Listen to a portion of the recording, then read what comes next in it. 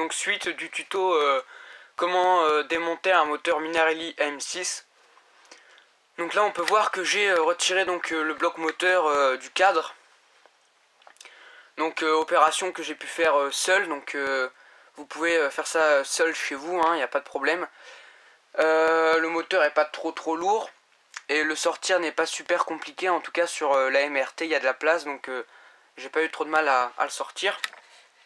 Voilà, donc sans doute je vous conseille de profiter du fait qu'il n'y ait pas le moteur pour nettoyer un peu la graisse et tout qu'il peut y avoir. Mais bon, c'est pas essentiel, ça on s'en fiche un peu en fait. Mais bon, ça peut être bien. Donc pour pas perdre les axes, je les ai remis ici. Voilà, j'ai remis les axes là, comme ça là. Vous voyez ici, voilà, je l'ai remis. Pareil pour celui d'en haut et celui d'en bas. Donc maintenant la moto, on va la dégager. Enfin, on n'en a plus besoin pour la suite du tuto. Donc on va la mettre un peu plus loin pour l'instant.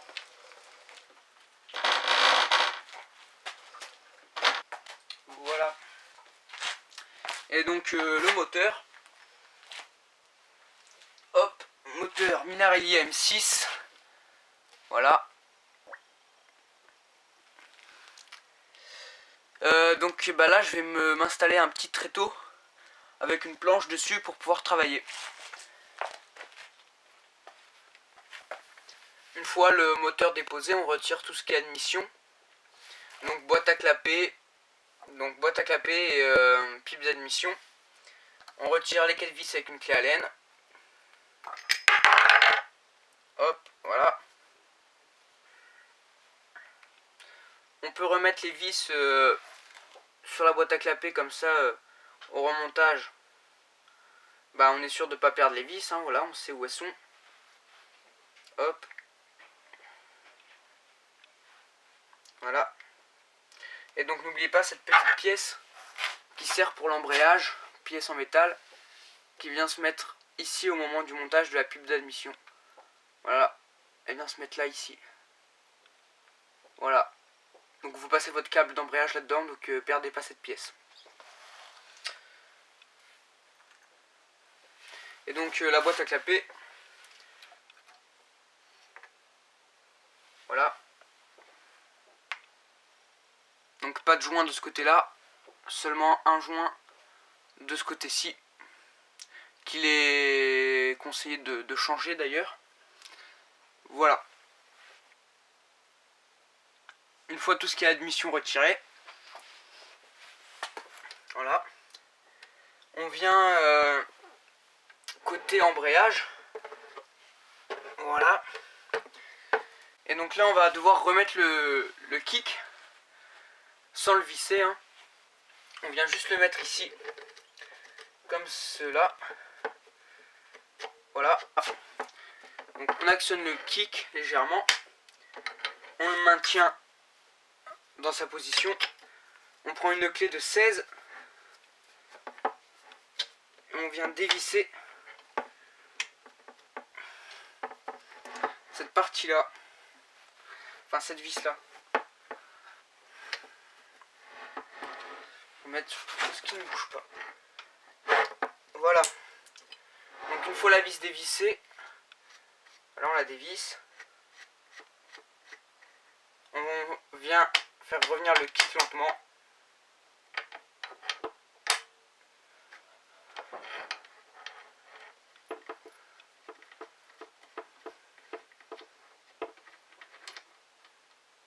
On relâche le kick. On retire.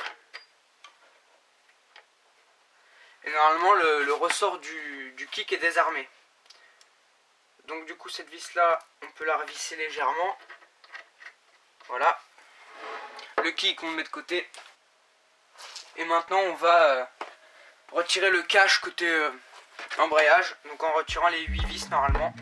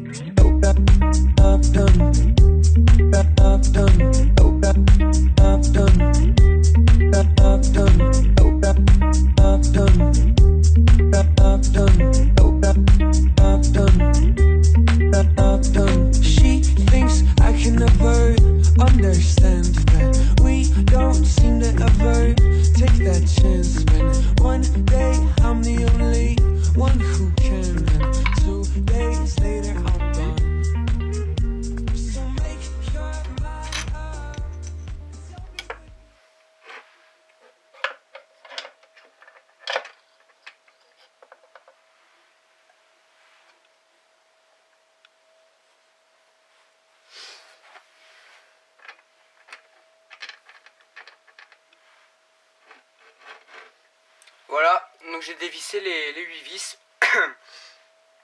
Et donc là, il va falloir faire attention à tout ce qui est côté du kick en fait. À ne pas perdre... donc à faire attention à ces pièces. Parce que quand vous démontez là en fait, là il y a... Rien ne peut être perdu, sauf ces pièces là. Donc faire attention, donc on les retire. Donc on a un ressort, une roue un peu comme ça là. Donc on y fait attention, on pose ça. On a quoi d'autre? Et on a ça. Voilà. Et on n'a pas de rondelle, je ne crois pas, non. On vérifie toujours qu'il n'y ait pas de rondelle. Non, il n'y a pas de rondelle, d'accord. Et donc en fait là, ça mène sur la boîte de vitesse. Hein. Donc là, il y a l'engrenage qui ressort. Vous voyez, ici. Voilà, donc c'est retiré. Et maintenant, on va passer à l'embrayage. Donc ces pièces-là, on les perd pas. Voilà, les deux qui étaient comme ça, là, emboîtées l'une dans l'autre, comme ceci. Et donc, là-dedans, on a tout ça. Donc on a pompe à eau. Voilà, pompe à eau. Et ça, c'est la pompe à huile. Et voilà, là, on a encore des pièces du kick. Donc, on va venir reposer tout ça là-dessus, en fait, directement. Pour être sûr de ne pas perdre. Voilà. On vient mettre ça comme ceci. Et voilà, comme ça, on ne perd pas les pièces. Et donc ça, on va le poser autre part et on va s'occuper de l'embrayage. On va maintenant retirer les vis et les ressorts d'embrayage.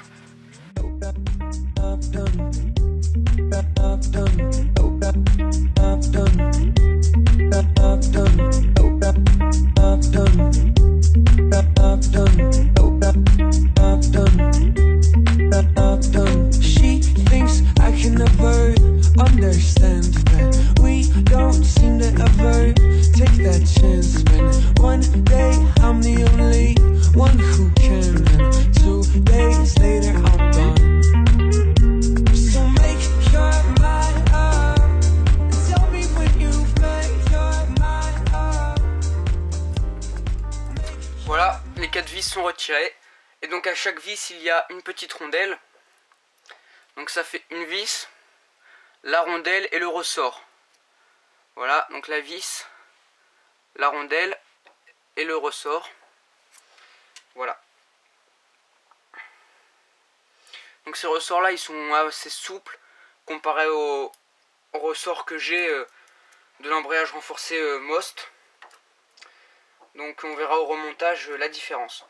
Donc vos 4 vis, vous y faites attention. Et là on va retirer le plateau de pression. Donc on tire sur le plateau de pression et il vient. Hop, voilà.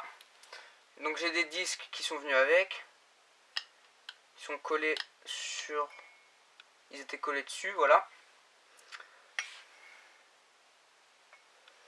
Donc plateau de pression. Disque. Et donc là on va pouvoir retirer donc tous les disques. Hop.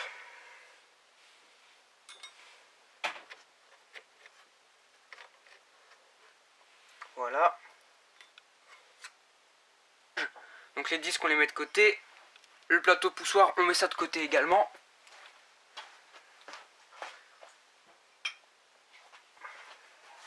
Et donc là maintenant ce qu'on a c'est le poussoir. C'est cette tige là. Et on a aussi une bille. Donc faire très attention à la bille, à ne pas la perdre. Donc ça je vais mettre de côté également. Et donc la bille, eh bien on va essayer de la récupérer. On met son doigt ici. Voilà, vraiment toute petite bille, minuscule. Voilà. Donc y faire très très attention. Et on a cette tige. Voilà, donc normalement il reste encore une tige à retirer. Voilà, elle vient toute seule. Hop. Et donc voilà, tout est sorti. Donc on a ça, petite bille, puis ça. Donc on y fait très attention. Et maintenant on va retirer donc la noix et la cloche d'embrayage. on va ranger le poussoir, cette pièce là, dans un petit sac comme ça.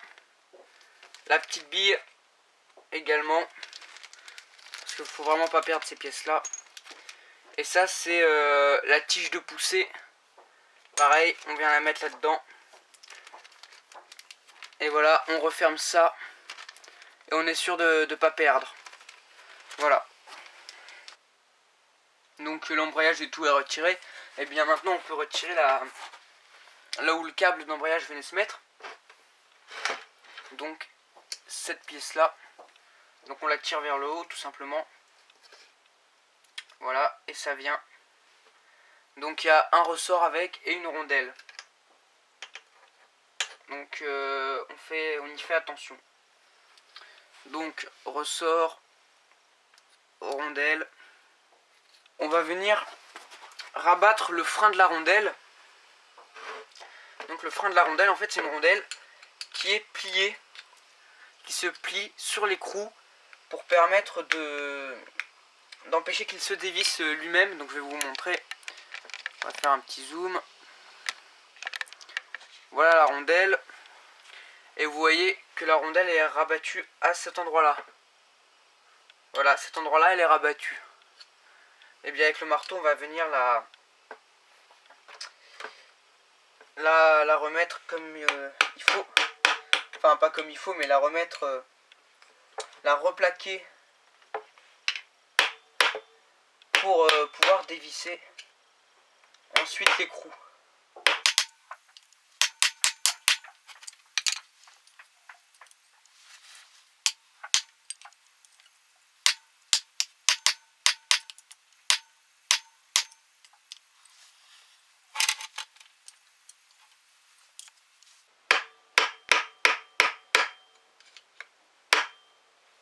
Voilà, elle est rabattue. Et donc maintenant vous pouvez voir que pour dévisser ça va être compliqué étant donné que ça tourne. Donc pour plus que ça tourne, on va solidariser la cloche d'embrayage qui est la partie extérieure avec la noix d'embrayage qui est celle que je fais tourner en ce moment. Donc on va les solidariser toutes les deux ensemble en attachant avec des rivets un disque lisse et un disque garni. Donc ça va faire que la noix et la cloche vont être ensemble, et à partir de ce moment là ce sera déjà beaucoup plus simple de dévisser cette vis là. Voilà, j'ai fini de faire mon outil. Voilà, donc j'ai riveté avec 3 rivets.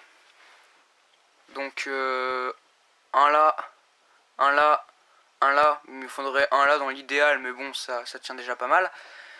Donc un disque garni comme ici et un disque lisse. Et voilà. Donc bah on vient mettre ça ici. Normalement ça passe. Je pense que ça devrait suffire.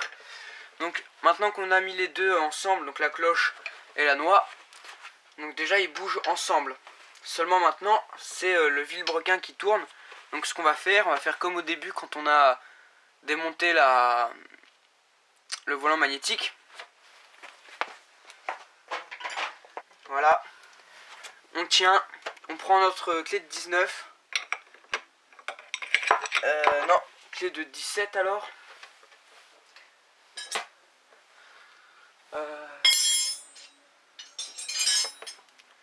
Clé de 17. On vient dévisser.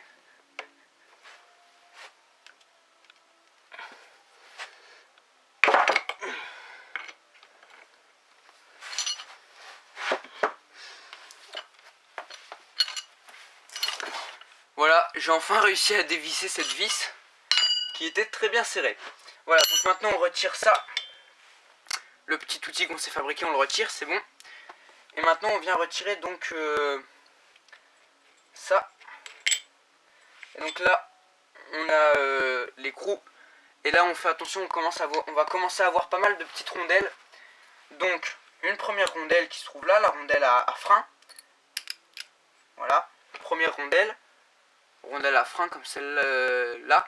Et donc il est conseillé de la changer à chaque fois. Parce qu'à force d'être pliée, elle finit par casser. Donc conseillé de la changer. Ensuite, on retire ça du coup. On va y aller doucement. Alors, est-ce qu'il y a une rondelle là? Non. Par contre, on a une rondelle ici. Donc, qui est une rondelle cannelée. Donc, enfin, avec des... on voit bien, il y a une forme assez particulière. Hop, on vient la poser dessus comme ça pour pas perdre. Voilà. Tac, ça on pose à côté en attendant. On vérifie toujours qu'il ne reste pas de rondelles. Hein. Et donc, on va retirer la cloche maintenant. Et donc là, normalement, il y a des rondelles. Et donc, on a une rondelle bombée comme celle-ci. Et il faut que le côté bombé aille vers le moteur. Voilà. Et on a une autre rondelle, donc une rondelle toute simple. Une rondelle plate comme ça. Donc pareil, on fait gaffe. On vient poser ça là. Ça par dessus. Voilà, on vérifie qu'il n'y ait pas d'autres rondelles, non. J'ai l'impression de tout avoir là. Voilà, donc pareil, les pièces là, on va les ranger. Donc on va les ranger. Hein. Donc pour ne rien perdre et pour me souvenir de l'ordre des choses, j'ai pris 2 tiges en bois pour brochette comme ça. Et donc j'ai mis toutes les rondelles. Donc on peut voir là la rondelle bombée, rondelle plate, cloche d'embrayage, ensuite rondelle cannelée au centre, et ensuite la noix d'embrayage et ça. Voilà. Donc comme ça je ne perds rien. Et là je vais scotcher le bout. Et là, comme ça je suis sûr que ça bougera pas. Et de ne rien perdre. Voilà. Après avoir déposé l'embrayage, on va déposer donc le pignon d'arbre d'équilibrage et le pignon d'embiellage. Voilà. Donc le pignon d'embiellage, c'est celui qui en fait est relié directement au vilebrequin en fait. Donc ça s'appelle le pignon d'embiellage. Et celui-là c'est le pignon de l'arbre d'équilibrage. Donc voilà, donc pour pouvoir retirer ces 2 pignons, on va devoir bloquer donc les pignons pour pas qu'ils puissent tourner.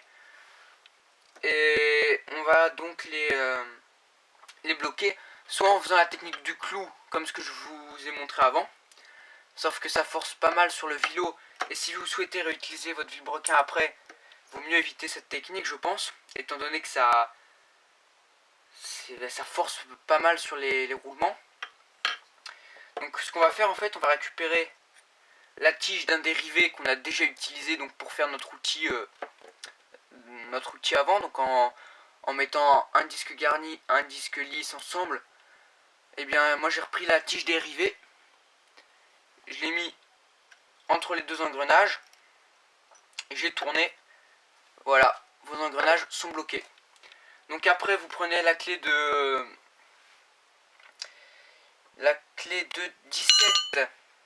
17 pour celui-là. Voilà, clé de 17 pour lui là. Et clé de 19 pour celui-là. Donc voilà, donc celui-là, j'ai pas eu trop de mal à le dévisser. Par contre celui-là, j'ai dû prendre une grande clé comme ça, donc dynamométrique. Donc vous voyez qu'elle est assez immense pour pouvoir le retirer, parce que sinon avec une clé normale, donc une clé comme celle-là, j'avais pas assez de force. Voilà. Donc maintenant on va les retirer.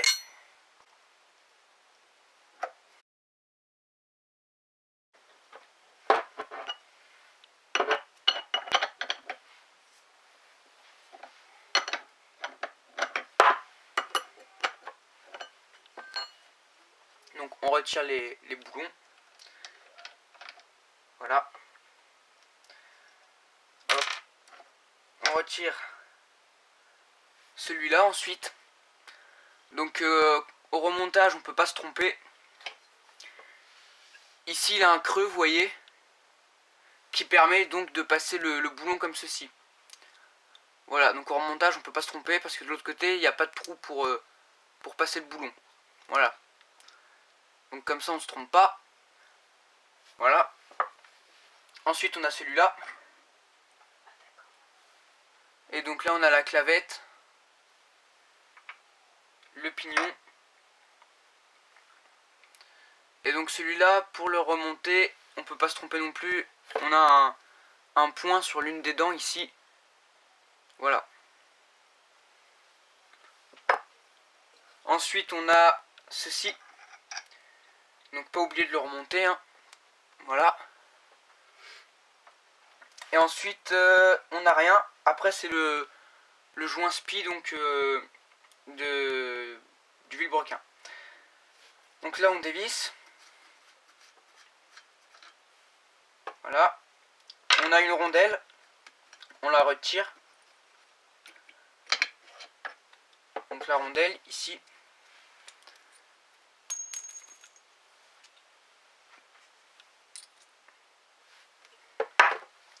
Et au fond, on a une clavette encore. Une toute petite clavette comme ça. Donc pareil, on n'oublie pas. Et il me semble que c'est tout. Voilà. Donc maintenant, on va ouvrir les carters. Voilà, donc prochaine vidéo, je vous montrerai donc comment ouvrir les carters, donc les séparer. Et puis bah on va retirer la boîte. Voilà. Et donc là le tuto, la deuxième partie est terminée. Donc n'hésitez pas à laisser un j'aime ou à vous abonner. Vous pouvez voir sur les images là que je mets les clavettes dans la petite pochette pour éviter de les perdre. Donc je vous conseille de faire pareil ou de bien les ranger en tout cas pour ne pas les perdre. Voilà, donc n'hésitez pas à vous abonner ou à laisser un j'aime. Salut à tous.